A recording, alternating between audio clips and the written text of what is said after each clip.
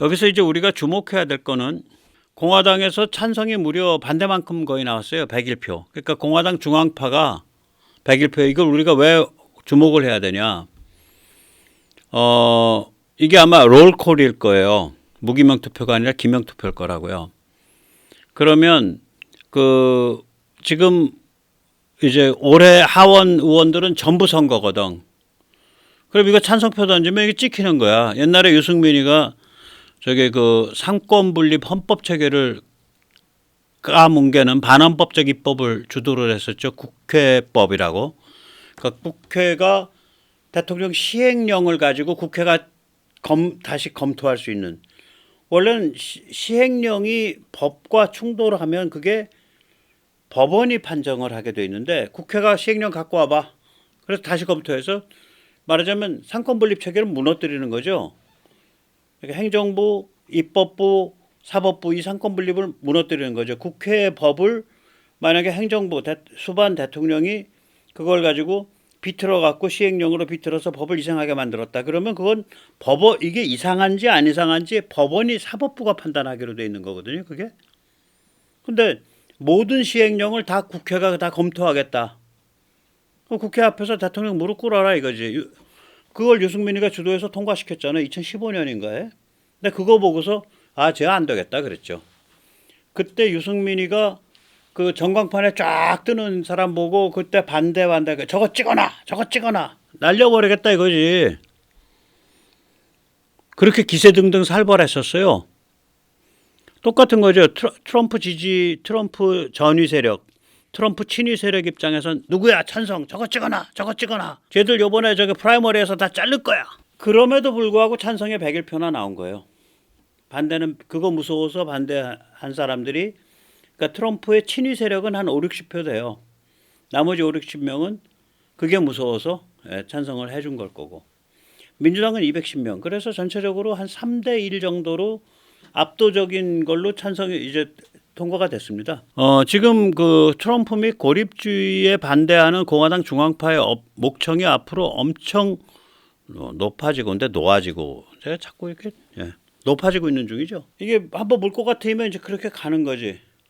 그래서 내놓고 우리 마이크 존슨 보호할 거예요라고 말하는 공화당 의원들이 한 100여 명 돼요.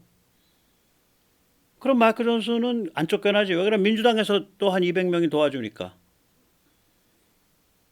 그 개망신인 거죠. 표결까지 가면. 그래서 이걸 표결로 가서 개망신 당할 거냐. 지금 트럼프 친위 세력들은. 아니면 그냥 너 사임 압력으로 끝낼 거냐를 가지고 고민 중이에요. 지금 그 머리를 쓰고 있다고. 예를 들어서 토니 곤잘레스 공화당 의원이고 하원 의원이죠. 텍사스 출신입니다. 이런 말을 해요. 하원 공화당 의원 중에 쓰레기들 꽤 많습니다. 예를 들어 매트 가이즈 같은 사람 보세요. 공화당 하원은 플로리다. 트럼프 전위 부대 아닙니까 이 사람. 이 사람 마약 파티에서 미성년자한테 돈 주고서 섹스했어요. 밥 굿. 여기 공화당 의원, 하원 의원이고 버지니아고 트럼프 전위 부대죠. 이 사람은 내 선거구에 대해서, 내 텍사스에 대해서, 자기는 버지니아 사는 사람이 내 선거구에 네오나치로 알려진 인물을 나를 제끼고 하원 의원 하라고 그 사람을 후보로 지지했어요. 뭐 이런 황당한 인간들이 같은 공화당 하원으로 있습니다. 참 부끄러운 일이죠. 이렇게 말을 해요. 방송사에 나와서. 그렇게 물꼬가 터진 거예요. 민주당은 당연히 마이크 존슨 옹호를 하고요. 엄호를 하죠. 보호를 하죠. 그래서 지금 미국에서 나오는 그런 전망은 마이크 존슨 하원 의장직 유지하는데 아무 문제 없을 거다. 그렇게 이제 되는 거예요. 그러니까 트럼프의 큰 패착이 하나 이제 실패가 하나 일어난 거죠. 그렇습니다. 윤석열 대통령의 입지가 좀 강화됐다고 봐요. 제가 이거 통과되나 안 되나 지켜보고 있었거든. 일요일 날 이제 아침에 눈 떠서 인터넷 딱 두들겨 보니까 통과더라고. 그래서 이제 그때는 새벽이라 전화를 안 하고 일요일 날 오전 중에 누구 지인한테 전화해서 윤석열 운 좋네. 죽으란 법은 없는 모양이야. 내가 그렇게 말을 했어요. 진짜로. 트럼프가 당선이 되면 벌어지게 될 4가지가 있습니다. 우선 첫째 우크라 벌입니다. 두 번째 대만이 위험해지죠. 아까 엘브리치 콜비 같은 사람 그 트럼프 오른팔이에요. 말하는 거 보세요. 그때 제가 한번 해드렸는데 그 대만 말이야. 그 정신머리 없는 사람들이에요. 아니 그 저기 뭐야 그 국방비 그 정도 꼴랑 뭐 한 2, 3% 써놓고서 그 저기 반중을 하는 사람을 대통령으로 뽑아놨으면 그 자살각 아닙니까? 수이사이드라 그러더라고. 그래서 야 말을 어떻게 저렇게 험하게 하냐. 똑같은 내용이더라도 조금 더 국방비 투자하셔야 되고 그리고 최소한 한국 정도 수준까지는 그 현역 복무 기간을 늘려야 되고 한 2년 정도까지 뭐 가능하면 여자까지 현역 복무해야 되고 대만 같은 나라는 그리고 뭐 최소한 한 5, 600만 명 정도의 잘 훈련된 예비군 체제를 구축해야 됩니다. 뭐 이렇게 말을 해야지. 야 너희 자살하려고 너희 뒤질려고 지금 눈 뒤집혔냐 뭐 이렇게 말을 하면 야 나 그 말 듣고서 뭐 저런 인간이 있어 그랬어요. 세 번째는 이제 한미동맹이 약화되죠. 예, 한미 핵동맹이 상당히 약화될 거고 주한미군 규모가 줄어들죠.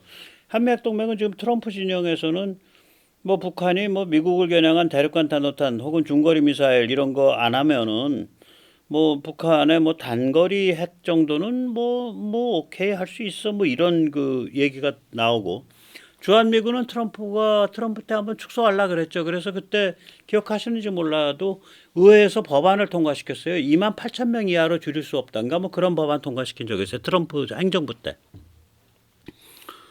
그다음 미일 안보 동맹이 약화됩니다. 이건 누가 걱정하냐면 일본의 전문가들이 걱정합니다. 일본 전문가들이 그 NHK 같은 데서 나와서 하는 얘기 들어보면 이런 말을 해요. 지금 기시다가 말이에요. 미국이랑 지금 손잡고 바짝 붙어서 같이 가겠다 그러는데 아니 지금 그 바이든 정부의 지금 이 글로벌 군사지정학 구도를 몰아붙이고 있는 그 탈중국 글로벌리즘 이쪽 진영이 계속 간다는 보장이 어디 있어요? 그래서 다음에 만약 트럼프 돌아오면 기시다는 뭐가 되는 겁니까? 일본은 뭐가 되는 겁니까? 이런 소리를 해요. 일본 전문가들이 그런 얘기를 합니다. 저는 조선일보에 어떤 전제가 있었다고 봐요. 조선일보 보면 트럼프에 대해서 나쁜 얘기를 최근 몇 달 동안 안 하거든. 조선일보의 전제는 뭐냐면 이제 추정인데 트럼프가 당선된다. 그 다음에 한미동맹이 약화될 것이다. 그리고 미일 안보동맹도 약화될 것이다. 그리고 국내에서는 친중 종중이 강화될 것이다. 이렇게 그림을 그린 거예요. 조선일보와. 제 추정입니다. 이 전제에 의해서 조선일보가 이번 총선에 대해서 어떤 전략을 세웠나 하면 한동훈을 내세운다. 국힘을 장악한다. 지금 조선일보가 장악한데 뭐예요? 꽃가마 타고 당선되는데 무려 사람을 3명 박았고 여의도 연구원을 장악했습니다. 국힘에서 제일 강한 조직이 여의도 연구원이에요. 김영삼 대통령 때 여의도 연구원 원장을 김현철 씨가 했죠. 여론조사를 앞세워가지고 칼질하니까. 거기 그 홍영림인가? 그 엊그제까지 조선일보 기자하던 사람 아니야. 그러니까 꽃가마 타고 당연히 당선 확정되는 지역 서초울, 신동욱, 그 다음에 박정머시기, 그 송파가, 비례 12번 유용원, 여의도 연구원. 이번 국회에서 당선 확정으로 3명 놓고 여의도 연구원 장악했어. 한동훈이랑 짬짬이 해갖고. 그러고 나서 당연히 그 한미 핵동맹 강화하고 한미동맹 강화하고 한미일 삼국체제하고 있는 윤석열 노선 폐기시켜버리고 앞으로 친중 종중이 다시 살아나는데 왜 그거 가져가면 안 된다 이거지. 조선일보가 가운데 권력 거간해가지고 친중 종중과 권력 거래하는 브로커하고 그것이 나는 조선일보의 이번 총선에서의 그림이었다고 생각을 합니다. 뭐 아니면 한동훈 씨 출연하세요. 앉혀놓고서 왜 당신이 하지 않은 이런 일을 한 적이 없지 않냐? 이유가 뭐냐 도대체? 왜 조선일보 기자 출신한테 여의도 연구원장 주고 왜 당선이 확정돼 있는 그 당선 확정권에 3명이나 박았냐? 당신 그거 어떻게 설명할래? 한동훈 씨한테는 그렇게 물으려고. 당신 조선일보 간첩 아니야? 조선일보 아바타 조선일보 공작원 아니야? 까딱하면 성도 조씨로 바꾸겠구만. 조동훈. 저 그렇게 묻고 싶어. 한동훈 씨 나온다면. 한동훈이 하지 않은 일을 생각해 보면 제 말이 저거 상당히 앞뒤가 그럴싸한 프로버블. 그러니까 뭐 추정이니까 증거도 없어요. 예. 그럴싸한 추론이다라고 인정을 하실 거예요. 한동훈 하지 않은 거. 예를 들어서 이재명이는 사천에 가서 KF21 못 합니다. 한동훈은 가면 태워줘요. 활주로 택싱이라도 하고 돌아오면서 찍고 우리 K무기 정말 약진했습니다. 정말 너무너무 감사하고 감동적이고 네 계속 고생해 주십시오. 이런 말 하면 팍 뜨잖아. 이대남들 다 잡지. 종중 비판하고 중국 비판해야 되는데 아니 종북 타령이야. 종북이 지금 힘쓰나. 제가 말씀드렸지만 종북 주사파 출신 중에 똑똑한 친구들은 다 베이징 면허를 다시 땄어요. 이종 면허가 아니라 일종 보통 혹은 뭐 특수 면허 땄다니까. 예. 그 다음에 한동훈이가 윤석열 대통령의 외교 안보 군사 정책을 제대로 했다라고 평가를 해준 게 있나? 한 번도 없어요. 오히려 외교 안보 군사 정책의 핵심 플레이였던 이종섭을 사냥을 하려고 시도했지. 당신 말이야 들어와가지고 공수처 앞에서 하루 종일 무릎 꿇고 대기 타.